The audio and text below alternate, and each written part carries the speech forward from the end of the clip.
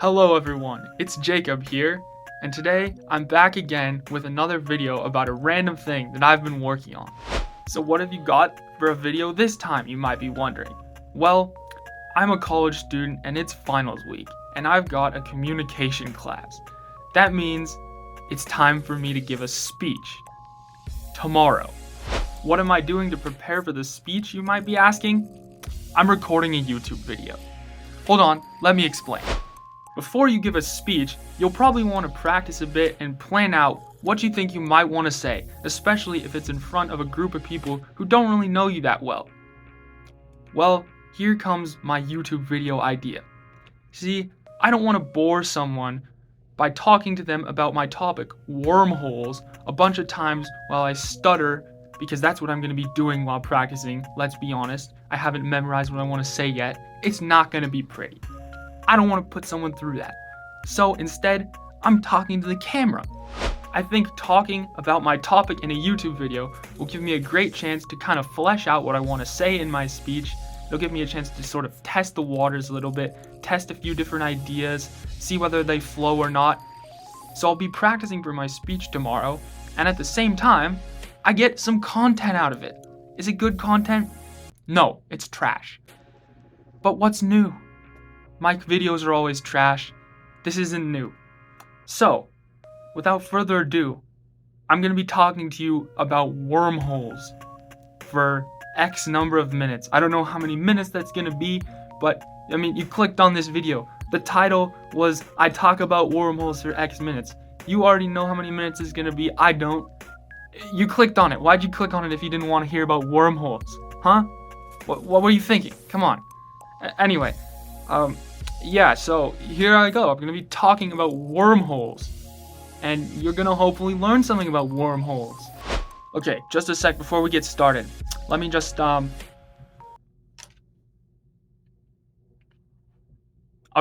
there we go.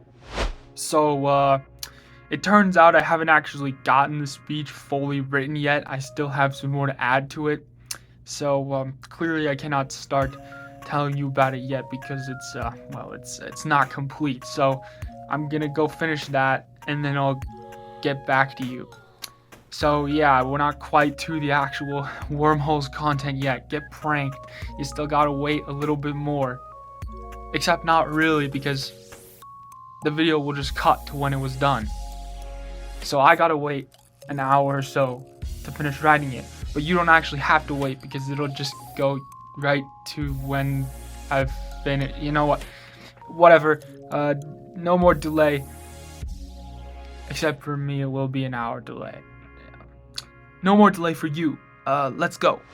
So it is a little while later now. I've spent a bunch of time getting my speech ready, and this speech is not a manuscript speech.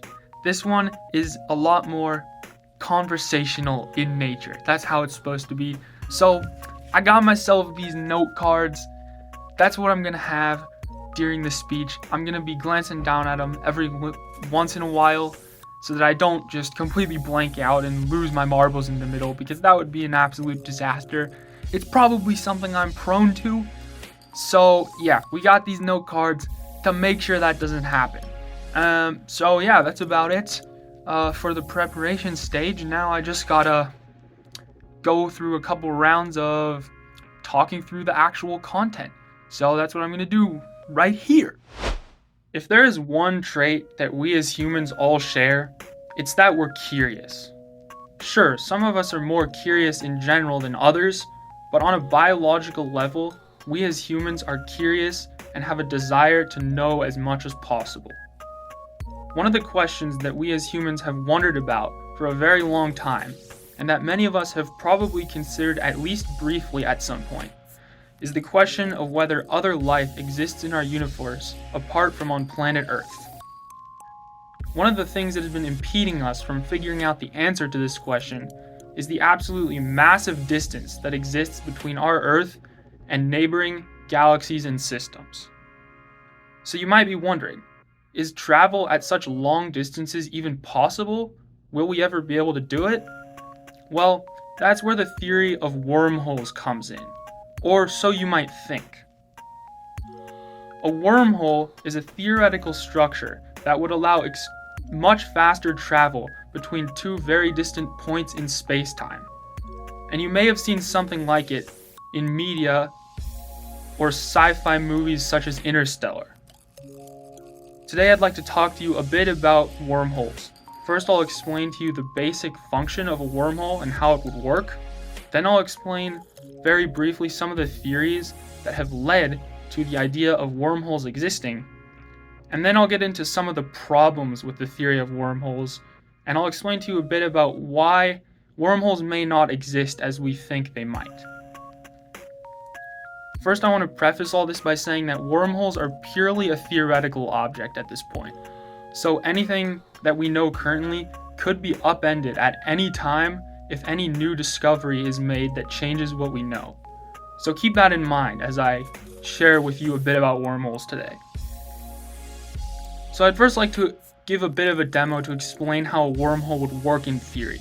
So let's say, I'll use my note card as an example. Let's say we have point A, which is on this side of the note card, we'll call it Earth, and we've got point B, which is on the other side of the note card. Let's call it the Andromeda Galaxy, which is the nearest major galaxy to our Earth. Now let's say we want to get from Earth to Andromeda somehow. Well, we could try going straight there, straight across the note card. But according to NASA, it would take 2.5 million years to get there if we were traveling at light speed. Now, the obvious problem with this is that humans don't quite live that long, so if we want to get there, we need to find another way. That's where the idea of a wormhole comes in. See, according to NASA, in an article hosted by the University of Houston's website, there is a theory called Einstein's theory of general relativity that predicts the existence of wormholes. What that theory essentially says, or part of it at least says, is that space-time is a four-dimensional object, and it can actually be bent by objects that have mass. Let me explain to you how this would influence the theory of wormholes. So if we go back to our example, we have point A and point B, and we want to get there, but we can't go straight there because that would take too long. Where a wormhole comes in, and the theory of general relativity comes in, is with bending mass. What we could do in theory, if we had a wormhole, is we could bend space-time. We're saying this whole note card is sort of space-time. Don't read too much into it, it's just a general demo, but if we actually bent it like this, we've bent space-time. We now have points A and B that were originally very far apart, and they're quite close together now. And now we can create a path from point A to point B that is much shorter than we initially had. And that, at a very basic level, is what a wormhole would allow us to do. Now, astrophysicist Paul Sutter on space.com says that at one end of a wormhole, there would exist an object called a black hole, and at the other end there would exist an object called a white hole. Essentially, what these do is a black hole and a white hole are sort of opposite at a very basic level. A black hole will suck in everything that comes within a certain distance of it, and a white hole will push away everything that is within a certain distance of it. So they are kind of opposites. Now, black holes are confirmed to exist. We know those exist. They have been observed in the observable universe. White holes are purely theoretical objects. However, they are predicted to exist by the theory of general relativity that I mentioned earlier. This means that if we assume the theory of relativity is true, big if there, if we assume it's true, then wormholes are predicted to exist in our universe. But there's a couple problems that we obviously need to address here that definitely will be a dismay to those who are excited about the idea of wormholes. The first thing is that objects like black holes have absolutely massive amounts of gravitational force involved with them. So much, in fact, that if any wormhole was ever to be created, that involved a black hole, it would have so much gravitational force that it would be destroyed nearly instantly by that force.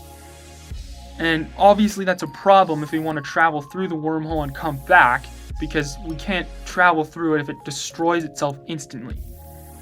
So you might be asking, is there any way we could stabilize this thing? And there is a theorized way we could stabilize it, but it has its issues. The main way that we think we could stabilize a wormhole like this is with an exotic matter. Suter says that exotic matter would notably have a trait referred to as negative mass. Now, in case you don't know what mass is at a very basic level the amount of stuff or matter that an object is made out of. So, like planets and stars and whatever, they all have positive mass, right? They're made out of a positive amount of stuff. So, you might hear that and be thinking, well, how on earth can we have something that has negative mass? How can we have something that's made out of a negative amount of stuff? That's a bit strange to think about, really.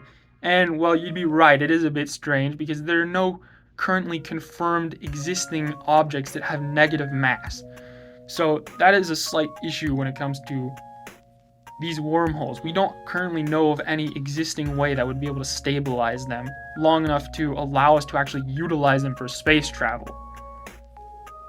Now, Suter on livescience.com this time also says that some wormholes may exist naturally, actually, but they would be on microscopic levels, meaning they're absolutely tiny. So tiny, in fact, that, it's possible that molecules couldn't even fit through there. So this is obviously another problem, because we need some way to make it big enough for a human to fit through. And no one has an answer as to how we could do that either. So that is just yet another issue with wormholes that we currently have no answer for. And there are multiple other issues that I don't have time to address today. But overall, currently, the idea of creating a usable wormhole is looking slightly dreary. However, no one really knows, right? This is entirely theoretical. No one really knows whether a wormhole could be created or not. Based on what we know currently, we have no way to do it, but who knows what we might discover, right? 20 years ago, people were saying computers not 20 years ago, 40 years ago maybe, people were saying computers would never be adopted widely, and now look, here I am at a tech school studying computers. So clearly, science evolves, right? We learn new things, so who knows what we might discover that would maybe change the trajectory of our wormhole knowledge. But, who really knows, right? It's all a mystery at this point. It depends fully on what people discover as we advance our technologies and knowledge. So that's a bit about wormholes. That's pretty much all I've got to say. Hopefully you learned something, and thank you for listening. If you have any questions, feel free to ask, and I will do my best to answer them. However, wormholes are a pretty complex theory, and I'm not an astrophysicist like some of the sources I mentioned are, so I may not have all the answers, but, no one has all the answers. You expect me to have all the answers? I don't have all the answers. The astrophysicists don't have all the answers. Why would you expect me to have them all? Sorry. Yeah, okay, this speech is over. This part, clearly, I'm not actually going to be saying in the speech in front of the class. But yeah, that was my fourth take on this speech. The first three I'm not including because I didn't get even close all the way through. But that was my fourth take, and I think it went fairly well. But I do have one not slight actually, I have one tremendous problem. The duration of this speech is supposed to be 2 to 3 minutes. And I'm looking at the timer here, and it's got 4 digits in it. Now, that means I have at least 7 minutes over the limit. So I've got to cut out somehow 60% of this speech. And I don't really know how I'm going to do that. So, I yet again am at the point with a communication assignment where I've procrastinated the work until the last day, and now I've written too much, and I have to somehow manage to cut out a large portion of it in order to. Why do I still have these sunglasses on? I'm taking them off. I somehow now have to cut out a large portion of it in order for it to be within the time limit. So that's actually really annoying because I have no idea at all which part of this I'm going to cut. I mean, all of that was relevant. I guess I could cut out the black holes and white holes part, but I mean, I barely covered anything. Why did I think it was a good idea to make wormholes my topic for this? I genuinely don't know why I thought this was a good idea. Initially, the speech was going to be 5 to 7 minutes long, so I would have been sort of in the range. Almost. I could have easily cut out a bit and gotten within the range. Then my professor decreased it to 5 minutes instead of 5 to 7. Then she decreased it to like 3. And now she's decreased it again to 2 to 3. So I'm in quite a pickle here. I've written 3 times the amount of content that is supposed to be in this speech. I don't know what I'm gonna do about it. I honestly don't. Yeah, so I guess I'm gonna have to cut out some of this, and then I'm gonna have to do another take. So it looks like this video will, despite the fact that my first take that was included in this video went well, it looks like it's gonna be extended because now I gotta cut out a large portion of the speech and redo it, and I'm not happy about that. I'm not happy about that, guys. I don't like this. I don't like that I can't include as much content as I want, but we do have 20 speeches to get through in a 2-hour final, so I kind of understand why a 10-minute speech would be extravagant for this one. But yeah, I shouldn't have picked wormholes. Picking a theoretical physics topic to explain in 3 minutes was a trash idea, and I guess I'm eating the penalty for doing that now. One of my classmates picked vending machines as his topic. I should have picked some random thing like that. That would be easier to explain quite briefly. So yeah, that's about all I've got to say right now. I'm gonna do a little more work on this to try and cut it down, and then I guess I'll get back to you. So I've spent a bit of time going over my note cards, trying to cut out as much content as possible to get it down to, I'm going for 4 minutes. I think going 1 minute over the limit will be alright, but any higher than that I think is going to pose a problem. So I've gone over my note cards, and I realized that in my first take, I was adding 3 or 4 sentences per note on my note cards. See, I kind of have one note for every main idea that I wanted to address on here, and I was adding like 3 or 4 sentences per note. So I'm thinking, how do I get rid of some of those? I think I'm just going to go for 1 or 2 max lines per note for this next take, and we're going to see how short I can get it. I think if it's under 5 minutes, honestly, if it's under 5 minutes, I said 4 initially, I think if it's under 5 minutes I'll be fine, because there's 20 speeches, an hour and 20 minutes, that's 6 max. So if I'm under 5 minutes and everyone else is like 2 to 3, I'll be chilling. We'll have easily enough time for that. So that's what I'm going for.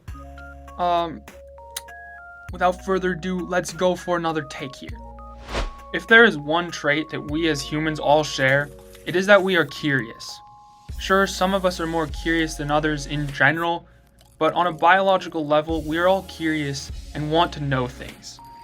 One big question that humans have been curious about for many years, and a question that some of us have probably thought about at some point, at least briefly, is whether other life might exist in our universe besides the life on Earth. One problem that's separated us from an answer to this question is the massive distance that exists between our Earth and other galaxies and systems. So you might wonder if space travel is even possible. Well, that's where wormholes comes in, or so you might think. At a very basic level, a wormhole is a theoretical structure in space-time that would allow much faster travel between 2 very distant points in space, and you may have seen something like it in sci-fi movies like Interstellar. But they're actually a bit more complicated than that. So today, I wanted to tell you a bit about wormholes by first going over the function of a wormhole, then moving into the theory that is the basis for the idea of wormholes, and then finishing with a couple of the problems that make us doubt that wormholes may even be possible. So it is important to note that at this point in time, wormholes are purely a theoretical object, so anything I say today could be upended at any point by a new scientific discovery. So just keep that in mind while listening. So first I'd like to do a little bit of demo to show what a wormhole would be. So let's say we have point A on this end of my note card, that's Earth, let's call it Earth, and we have point B over here, that's a galaxy we want to get to, that's really far away. We'll say the Andromeda Galaxy. Now, according to NASA, if we were to go straight between these 2 points, it would take 2.5 million years to get there at light speed. Now, obviously, this is too long for us to make into a journey, so we need a way to shorten the distance. Well, that's where a wormhole comes in. See, according to an article by NASA hosted on the University of Houston website, Einstein's theory of relativity comes into play when discussing wormholes. And basically, it's a complicated theory, but how it relates to wormholes is that it suggests that space-time is four-dimensional and that it can be bent by objects that have mass. So how that relates to wormholes is, let's say our note card and everything around it is space-time, right? And we have these 2 points we want to get from point A to point B. We can't go straight there, but if we could bend space-time, like the theory of relativity suggests we can, look at this. Now our 2 points are much closer together, and we can now create a tunnel that goes from point A to point B, but much faster. That is the basis of what a wormhole would allow us to do. Now, there are a couple problems with the idea of this. The first one is that the idea of a wormhole that is implied by the theory of relativity involves a black hole at one end. And black holes have a massive amount of gravity. The problem with this, when it comes to wormholes, is that if such a wormhole was ever created, its gravitational force would be so massive that it would be destroyed nearly instantly. And so obviously nothing would be able to travel through it, and that's a problem. Now, there has been a proposed solution to this in theory. Paul Sutter on space.com is an astrophysicist, and he's said that the primary solution to this in theory would be something called exotic matter, specifically exotic matter that has negative mass. Now that might sound like a bunch of mumbo jumbo if you don't know what that is, but basically mass is the amount of stuff or matter that an object is made out of. So planets and things like that have positive mass, right? So you might be thinking, how do we get negative mass? That doesn't make much sense, and you'd be right. There are no currently known existing objects that have negative mass.